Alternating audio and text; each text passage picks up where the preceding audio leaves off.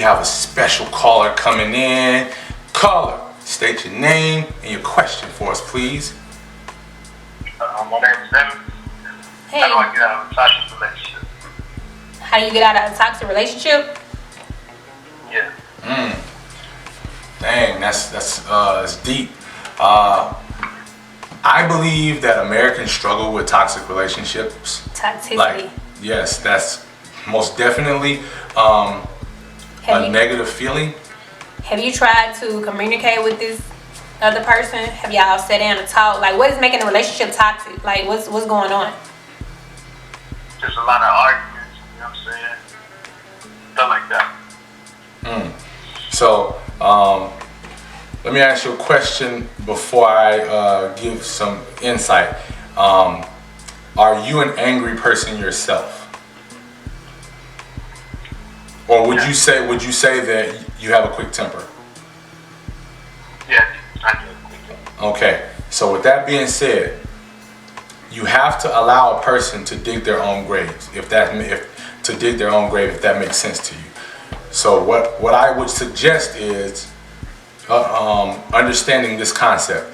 You cannot control how a person perceives the message, but you can control the message that you give to them. Does that make sense? Yeah.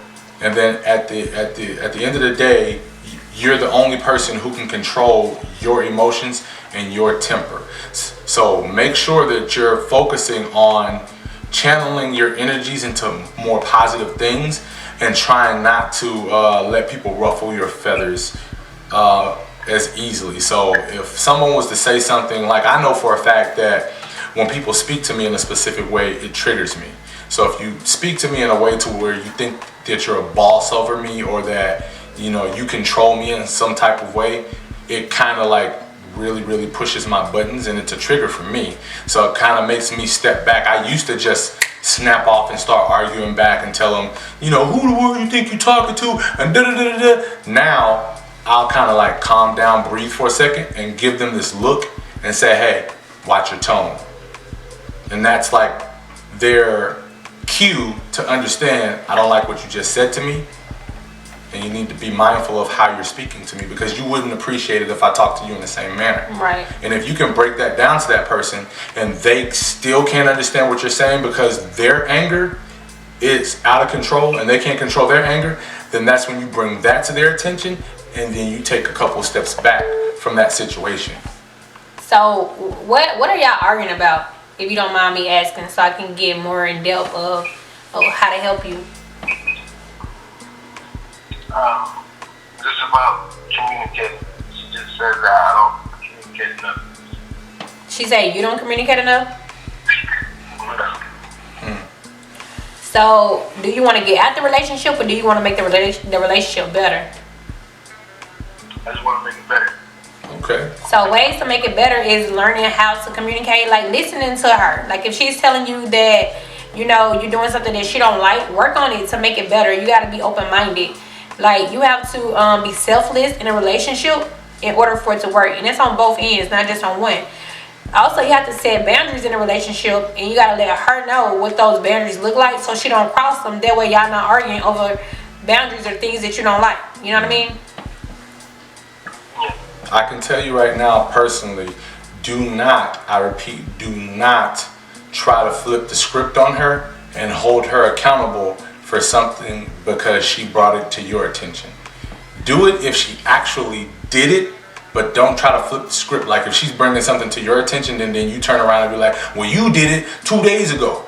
Because two negatives don't make a positive. Two wrongs don't make a right. If she's wrong, don't turn around and be petty and be wrong right with her. Does that make sense? Yeah. So at the end of the day, if she holds you accountable for something, take it on the chin like a man, like the man that you're supposed to be. Own it and tell her, you know what, you're right, babe, I'm gonna work on this. Woo. So that she feels comfortable in understanding and knowing that you do care about her feelings, you do sympathize with her, and you're gonna work on it. And then vice versa, hold her accountable if she does something that triggers you, but you don't feel comfortable with how she speaks or what she's doing. You let her know, hey, I'm not mad at you right now, I'm a little upset, but I'm not gonna argue and yell with you. I just want to bring this to your attention so that you understand that when you say this or when you do this, it upsets me to this point. Can we work on that? Don't say can you, say can we. When you take the blame off of her, it makes it more palatable for her to understand. Does that make sense? Also, it's good to just not do things for her to have to hold you accountable. If y'all have an agreement or if y'all set boundaries, just don't cross them or just don't do things to be held accountable. That way y'all don't have those things to argue about, or she don't have to call you out on the things that you said you weren't going to do, or the things that she's now calling you out on. You know what I mean? So do you have any other questions for us? No. Appreciate it. All right, well, thanks, Devin, for the call in. And we're available anytime you need us. Crack that whip, Devin. Get her in line. Yes, sir. All right, have a good one. Got it.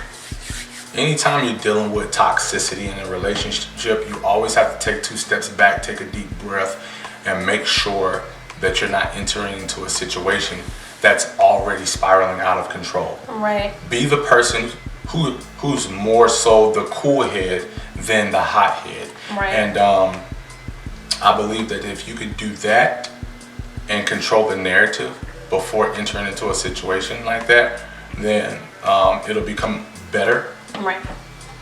Also, ask yourself if this relationship is worth fighting for, because sometimes toxicity isn't worth fighting for.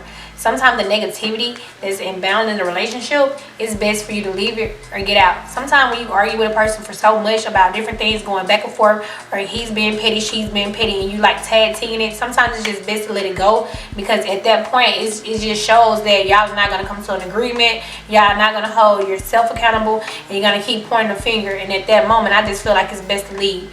So it's easy to get out of a toxic relationship. The door is free will. Just grab that thing and turn it and let it be.